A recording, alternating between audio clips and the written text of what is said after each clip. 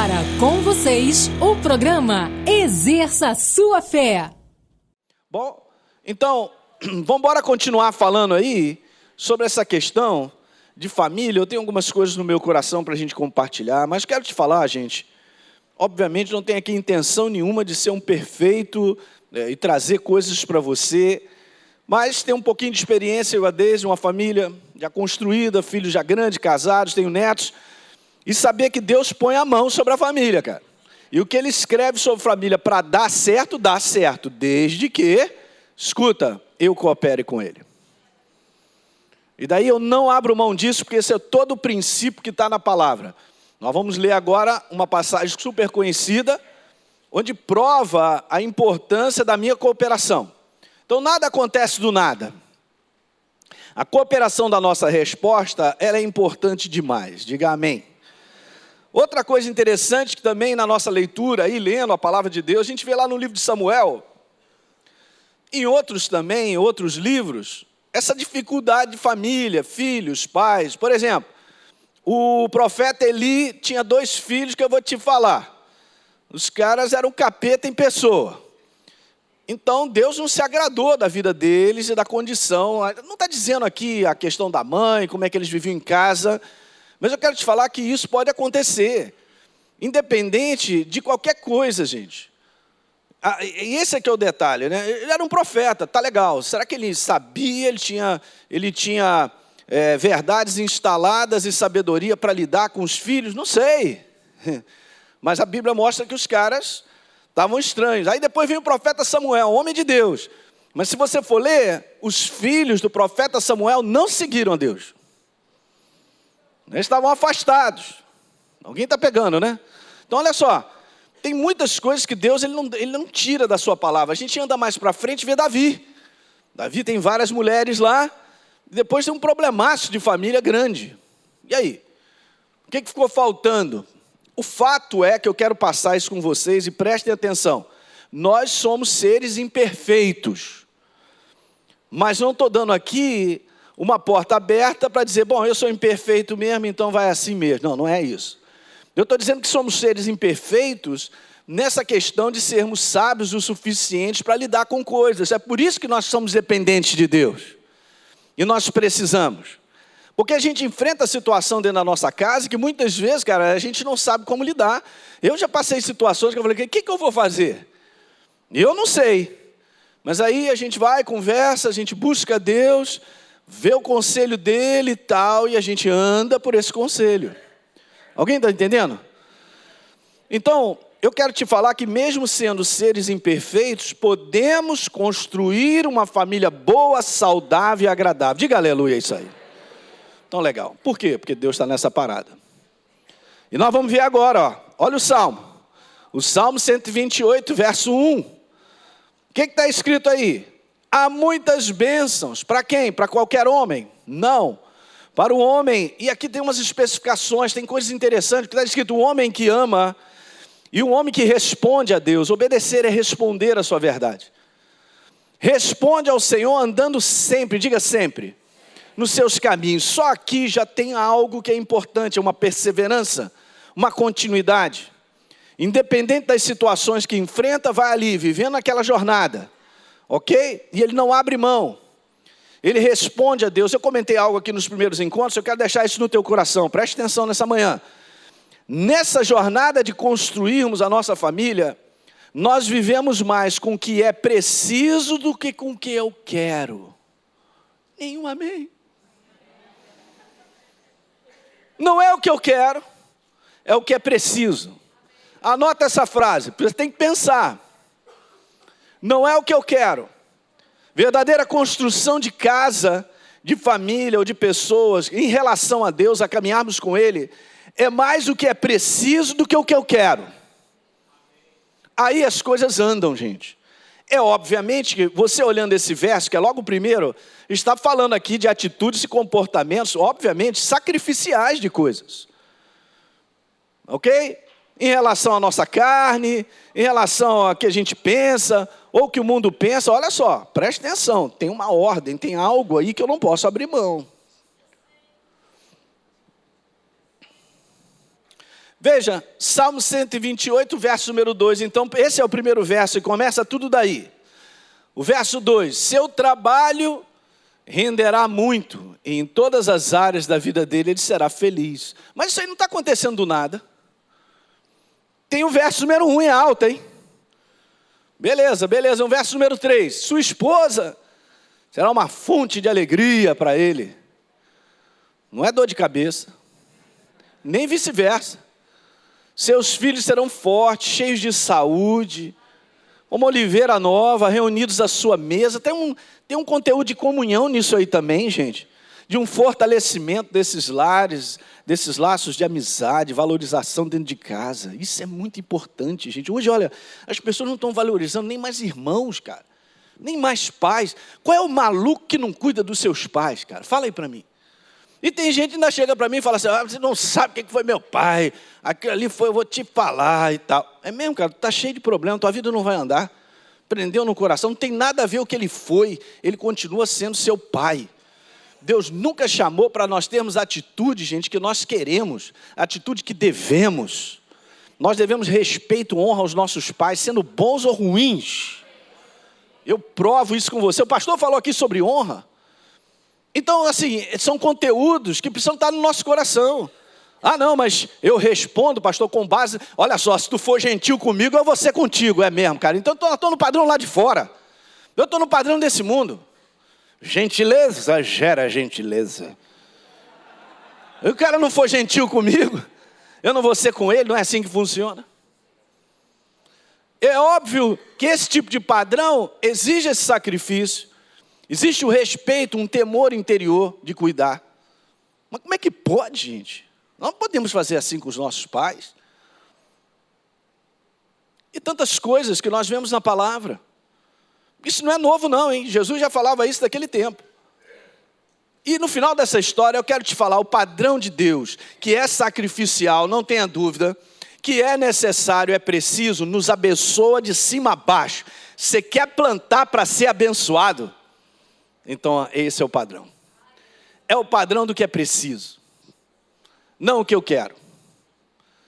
Eu te passo isso com todo o meu coração. Eu vou fazer 31 anos de casado, mas é assim que funciona. Então a gente precisa disso, uma construção sólida. Ok? E é assim, dessa maneira que as coisas funcionam.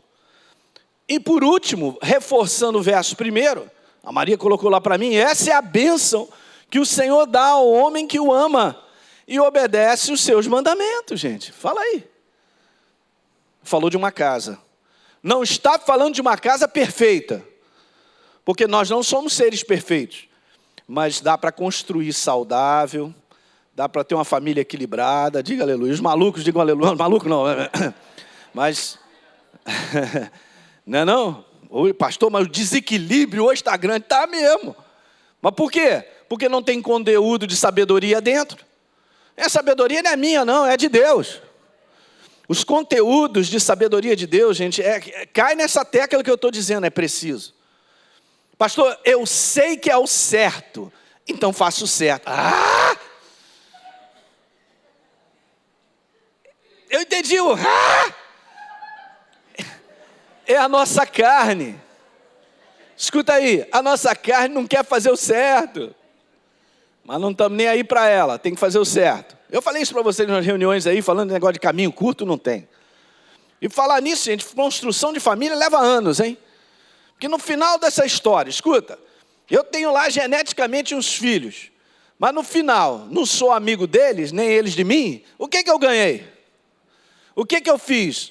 Nada. Eu não fiz nada. Passaram-se os anos, eu não fiz nada.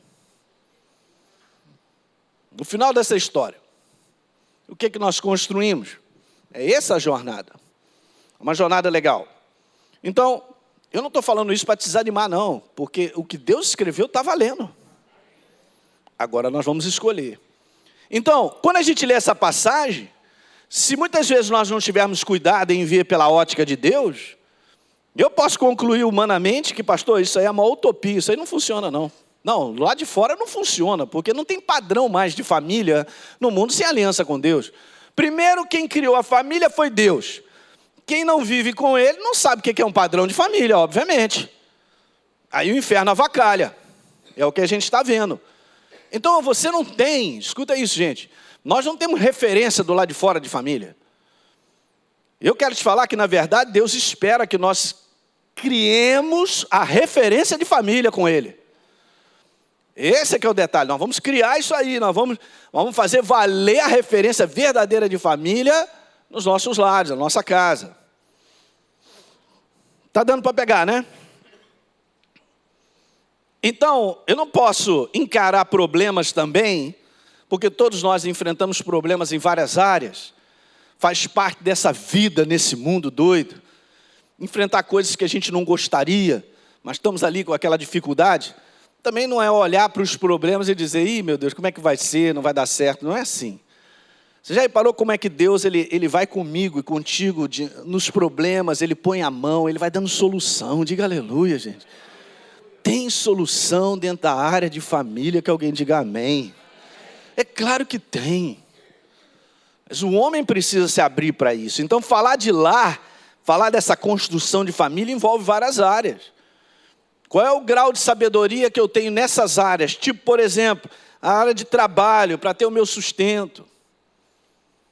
Como é que eu lido com isso de maneira própria para poder não afetar negativamente a minha família? Depois, no segundo tempo aí, domingo que vem, a gente vai falar mais de coisas. Tem a educação, obviamente. A educação do ponto de vista secular, escolar, que nós temos que dar para os nossos filhos. Mas agora, temos que considerar uma que muitas vezes a gente não para pensar. Ou de repente, não é porque eu faço isso intencionalmente, mas é a educação dos valores, da ética, da moral, dos princípios de Deus que nós temos que ensinar para os nossos filhos. Eles precisam criar isso no nosso coração. Somos nós, pais, que somos responsáveis. A gente sempre fala sobre isso, que na verdade, perdão, não é responsabilidade da igreja, enquanto eu estou aqui, ensinar aos meus filhos o caminho de Deus, porque a Bíblia não fala sobre isso. A Bíblia não põe na instituição, ou seja, qualquer instituição, a responsabilidade de ensinar os nossos filhos no caminho de Deus. A palavra fala sobre nós, família, pais, instruindo os nossos filhos no caminho de Deus. Ok? Aí você vê como é que Deus ele pede de mim e de você um grau de sabedoria instalado, principalmente aqui nos pais, para que a gente possa construir essa casa. Família não nasce pronto, ela é uma construção. E nós precisamos ter esse entendimento, gente. Nos dias de hoje, principalmente, casais novos que têm filhos. Então tem essa educação aí que é a nossa, que eu digo para vocês, talvez seja mais importante. Criar valores dentro do coração das crianças de acordo com a verdade. Porque se isso ficar no coração delas, vai ficar para a eternidade. Porque vai fazer parte da construção da personalidade da pessoa. Eu já vi na minha jornada tantas coisas acontecendo. Uma vez eu trabalhava com um rapaz. E ele me contava coisas que ele falava assim, cara, eu sou desse jeito porque meu pai era assim, olha só. Mas o jeito que ele estava me falando era um jeito pervertido, o cara era doido. Mas ele viu o exemplo do seu pai, aí não vai dar certo, cara. Aí você vê como é que a questão do casal, da parte do pai e da mãe, como é importante nós termos entendimento. Você sabia que teus filhos, eles absorvem mais as atitudes suas do que as palavras que saem da boca? Porque, veja, é interessante, né? Em João, lá no capítulo 14, no verso 21, deixa eu ler isso aqui contigo. Eu já comentei isso, mas é bom nós refrescarmos aqui a nossa memória. João capítulo 20, João 14. Rapaz, já estou na terceira reunião, já não sei, mas que é João 14, 13, 20... Olha, você ora por mim, hein? Por favor, eu vou pedir o crente 6 horas. 6 horas por mim aí.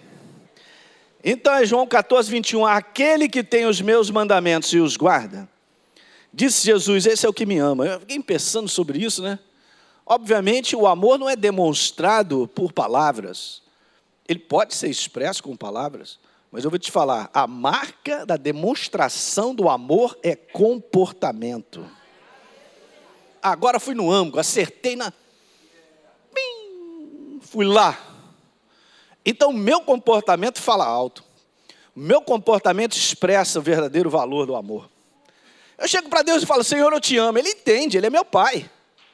Mas o meu comportamento, a maneira que eu vivo para Ele, fala muito mais alto. E Ele reconhece isso. Porque aqui está dizendo que aquele que anda com Ele e responde a Ele, esse é o que me ama, olha. E aí então, o que está escrito lá depois? Está escrito lá assim, aquele que me ama será amado pelo meu Pai, eu também o amarei, ó, e me manifestarei. Agora você imagina, pegando isso, gente, como conteúdo de esposo, de esposa, dentro da nossa casa, Deus se manifesta no nosso lar. Tá certo? Então veja, vamos a essa questão aqui, que esse aspecto é importante. A bênção da qual nós lemos essa passagem, ela é uma consequência. Ela é sempre consequência do meu posicionamento, do grau de compromisso que eu tenho com Deus. É uma questão de coração, esse tipo de viver, esse estilo. Vamos botar dessa maneira, contagia os nossos filhos. Guarda isso no teu coração nessa manhã, contagia. Não espere que os seus filhos sejam aquilo que nós não somos. Ai, pegou na coluna. Mas eu falo assim brincando, gente, mas é assim mesmo, a prática é essa. E nós temos que ouvir isso. Eu não posso esperar que os meus filhos sejam apaixonados por Deus se eu não sou apaixonado. Eu não posso esperar que os meus filhos sejam comprometidos com Deus se eu não sou comprometido com Deus. Eu vou à igreja. Eu vou de vez em quando, apareço lá. Pastor Hélio é gente boa. Deise, legal.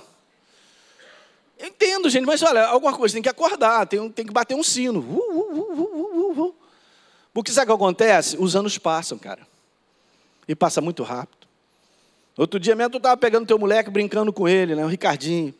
Desde chamava ele Pintinho Dourado. Rapaz, o menino tinha um cabelo louro, eu tenho uma foto do menino, cabelo lourinho. E hoje? Careca, não tem cabelo mais. Como é que pode, rapaz? Passaram os anos, agora fizemos um face com ele. Ricardo, que negócio é esse, cara? Não tem jeito, pai, eu tive que raspar, porque já não tem mais nada aqui. Quando a esposa mostrou lá, a Megan mostrou aqui o meu cabelo em cima, eu nem acreditei que era eu. Tinha uma cratera, uma clareira violenta ali. Eu falei, quer saber? Passou a máquina. Cadê o pintinho dourado? O pintinho dourado já foi. Os carecas aí, fiquem em paz, cara, que o cabelo está sendo recolhido. Aleluia. Fica tranquilo, quando tu subir, aleluia. Está tudo sendo guardado. Os dentes perdidos também, pode ficar tranquilo. Ih, pastor, daqui a minha dentadura, tá? Fica tranquilo, está tudo lá dente. O que mais você está perdendo aí? Eu vou parar por aqui mesmo, não vou nem falar mais nada. Está tudo sendo guardado. Pintinho dourado. Cabelinho bonitinho. Aí eu levava ele para cortar cabelo.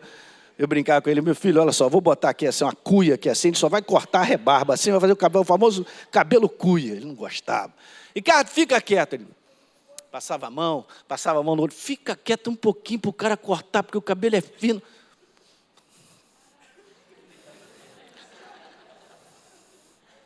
Agora hoje, está se virando lá com a filha, que já tem 12 anos, e os gaviões. Eu te falei, agora se vira. Pai, eu fico de olho, eu levo lá, olho, Aí, só quero te falar, o tempo passa rápido. Quando você vê teu filho cresceu. E qual foi a marca deixada? É assim, gente. Aí você vai me falar, pastor, mas eu quero voltar a 1900 e não sei o quê. Todos nós aqui em alguma coisa a gente quer voltar. Há sempre oportunidade de Deus recuperar tudo. Em qualquer fase ou idade. Quantos creem nisso aí? Mas a nossa parte tem que ser feita. Aí vem a mão dele. Então lá é uma consequência, guarde isso, é uma questão de coração. Eu quero te falar isso, num relacionamento familiar equilibrado, construtivo, a marca é essa sensibilidade. Não estou falando de estar ofendido e ficar de mal. Estou falando de sensibilidade para reconhecer as necessidades do outro primeiro. Primeiro o outro. Mas no mundo selfie que a gente está, não tem o outro. Só eu. Outro dia eu fui ver uns vídeos aí de coisas malucas que acontecem com o cara tirando selfie. Até gente morre por causa disso, cara. Um trem passou em cima de um cara porque estava no selfie.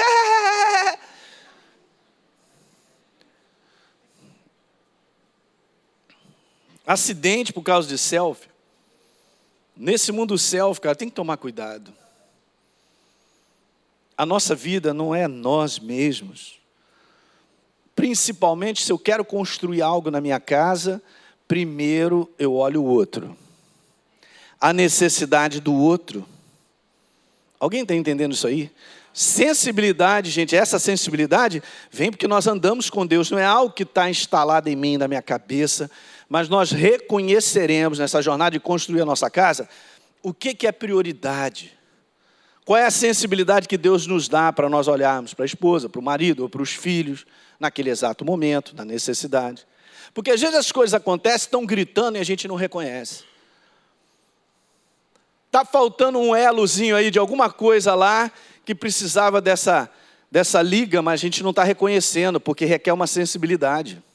Essa sensibilidade vem de Deus. É por isso que não tem como trabalhar com a cabeça dentro de uma casa. Não tem como trabalhar assim, eu acho que as coisas deveriam acontecer assim, eu penso assim, isso tem que acontecer. Não é assim. Nós construímos. Qual é o grau de sabedoria instalado dentro de mim, de verdade? Vai ser o grau dessa construção. Você entende? É Deus em nós. No Salmo 127. Vai lá comigo.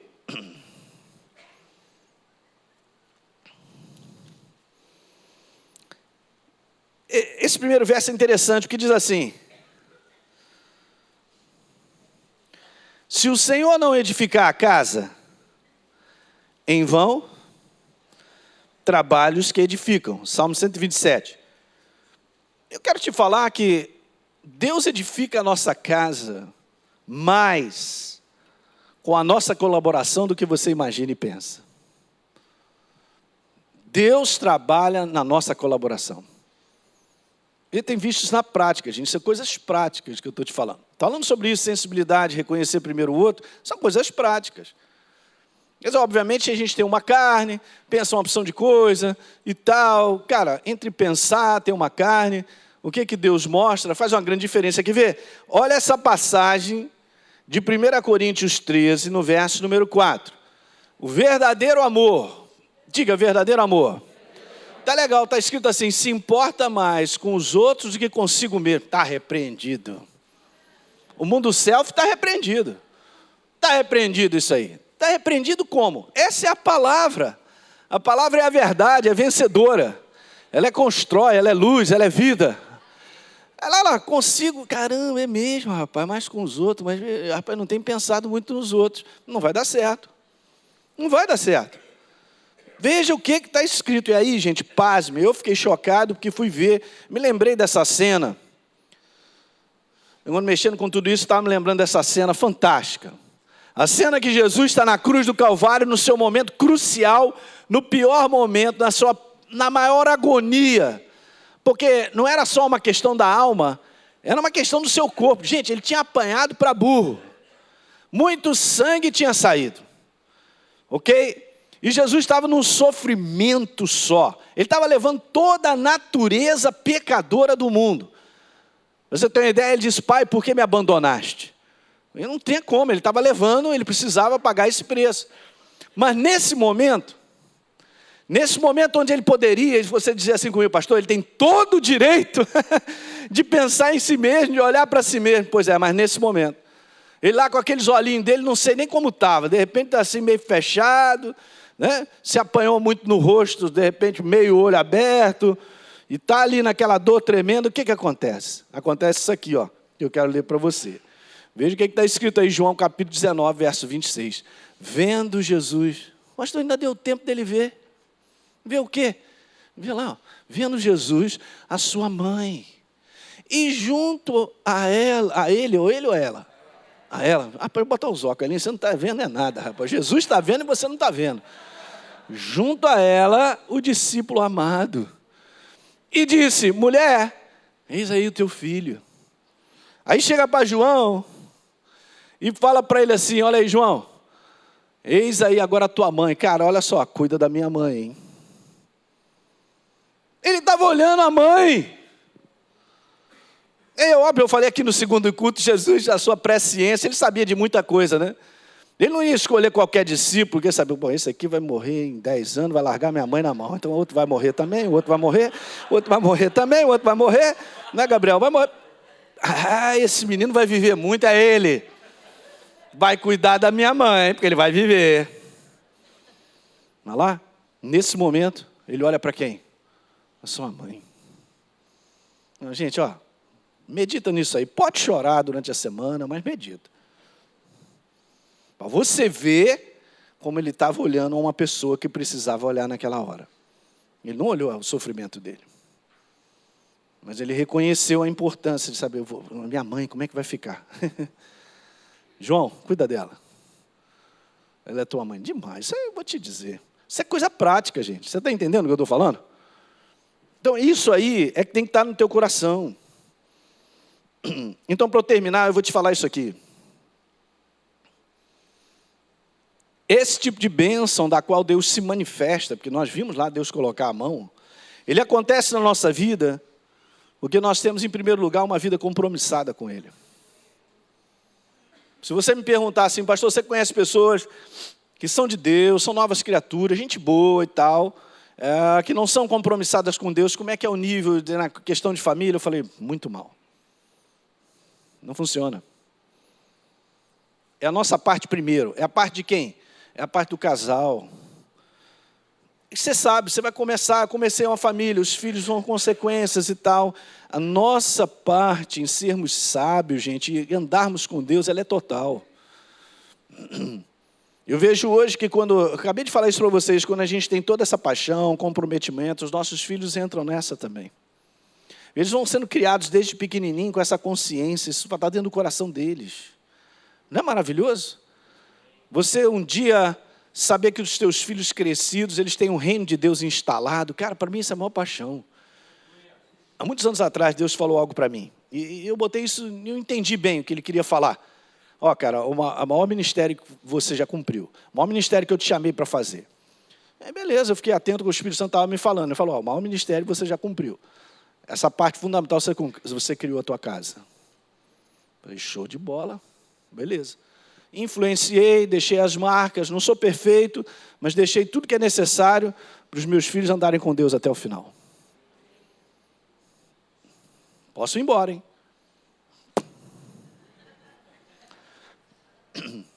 Você entende como isso é importante? Mas ganhar o mundo inteiro e perder a sua casa. Isso aqui eu não estou dizendo, não está na Bíblia isso. Está lá escrito. Tamanha a importância disso, gente, que Paulo, falando para Timóteo, fala sobre qualificações daqueles que servem a Deus, fala de qualificações tipo, cara, vem cá, você não sabe cuidar da sua própria casa, como é que você pode cuidar da casa de Deus? Olha aí, fala aí. Não, eu sou pastor, vou pegar o microfone. Não, lá está escrito, tu tem cuidado bem da tua casa? Gente, deixa eu falar, nós não somos perfeitos. Mas nós temos sensibilidade que Deus nos dá de sempre resolver as coisas. E Ele vai botando a mão e vai construindo. Diga amém. Legal, tem cuidado bem da minha casa? Não tenho cuidado, então estou desqualificado. Para você ver a importância. Ah, mas eu sou juiz, eu sou aquilo outro. Cara, você pode ser o que for. Cuidou da sua casa? Não, zero. É o que Deus tem a dizer. Você vê como é que isso aí é uma missão muito grande que Deus deu a você que é pai, você que é mãe.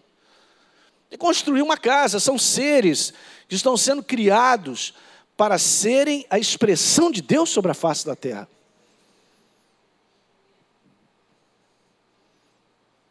Então, uma vida que prioriza Deus. É consequência de uma vida de fidelidade a Deus. Provérbios capítulo 28, no verso número 20, é isso?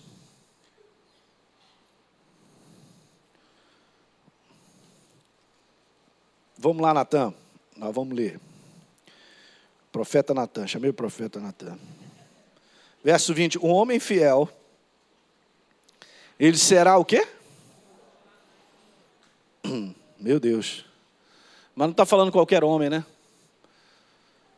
Tem coisas em relação à tua vida pessoal, você que é pai, você que é mãe, né? Ou vai constituir família, cara, que a tua maneira de viver para com Deus interfere, cara. Ela estende, tem muita coisa maravilhosa nisso aí. Sabia, você, cara, serve a Deus, tem um coração legal, você é apaixonado por Deus, pô, você mexe com todo mundo ao teu redor, você influencia, cara. É um negócio maravilhoso que passa, não tem jeito. E os discípulos se tornaram um igual a Jesus, porque só andou com ele, imagina. Então, uma fidelidade. Obviamente, uma resposta, porque é a obediência. E por último, eu quero colocar algo aqui, que eu digo para vocês isso, que são pais, e nós temos que cultivar isso, porque os nossos filhos verão isso, ser apaixonado por Deus. Mas você logo vê quando um cara está apaixonado por alguém. Pastor Fragado, tive que ajudar ele, rapaz. Apaixonado pela Denise e tal. Cara, por que você está chorando desse jeito? Vai lá, fala que gosta dela, rapaz. Tem que dar conselhos intermináveis. Ele falou o contrário na igreja dele, uma opção de coisa, né? É os dois lados da moeda, né? Cara, quando alguém é apaixonado por Deus, isso não vou falar contamina, porque é o lado ruim. Mas isso influencia quem está ao redor. Tu vai botar os teus filhos incendiados para Deus também. Só pelo fato de vocês serem apaixonados. Ser apaixonado tem uma demonstração, cara. Deu para pegar isso? Vamos continuar no segundo tempo, no domingo que vem. Fique de pé. Você que assistiu esse programa, eu quero fazer um convite para você receber Jesus como Senhor e Salvador. Basta apenas você abrir o teu coração e convidá-lo para fazer parte da sua vida. É muito simples. A Bíblia declara que se a minha boca confessar Jesus como Senhor e eu acreditar no meu coração que Ele me ressuscitou dentre os mortos, a Bíblia diz que eu serei salvo. Portanto, está aí esse convite feito para você se tornar, nesse dia, uma nova criatura. Eu quero fazer um convite para você, um convite especial, para você participar da parceria com o Exerça Sua Fé. Essa parceria voluntária, é importante você entender isso. É uma parceria voluntária, justamente porque essa palavra que você tem ouvido tem transformado a sua vida. É uma oportunidade de nós darmos continuidade a tudo que Deus tem colocado no nosso coração para que a gente faça. Poder estender ainda mais essas fronteiras, levando essa palavra em maiores distâncias, em lugares ainda que não foram alcançados. Há tanta fome e sede espalhada por aí. Então, se você deseja ser um parceiro do Exerça Sua Fé, de maneira voluntária, basta apenas você acessar o site exerçasuafé.com.br. Lá você pode fazer a sua doação e automaticamente, todo mês, você receberá uma carta minha especial, que eu estou sempre mandando, e um kit com uma série de mensagens em MP3. E vai fazer toda a diferença e vai continuar edificando a sua vida. Dessa maneira, você contribuirá para que outras vidas também sejam transformadas assim como você está sendo transformado. Um abraço. Muito bem, você que me acompanha no programa Exerça Sua Fé, eu quero te convidar para acessar o meu conteúdo todos os dias através do meu blog heliopeixoto.com e também nas redes sociais, Facebook e YouTube. São devocionais por e-mail e vídeos curtos de 5 minutos para que você possa ser fortalecido diariamente com as verdades da Palavra de Deus e viver uma vida cristã vitoriosa.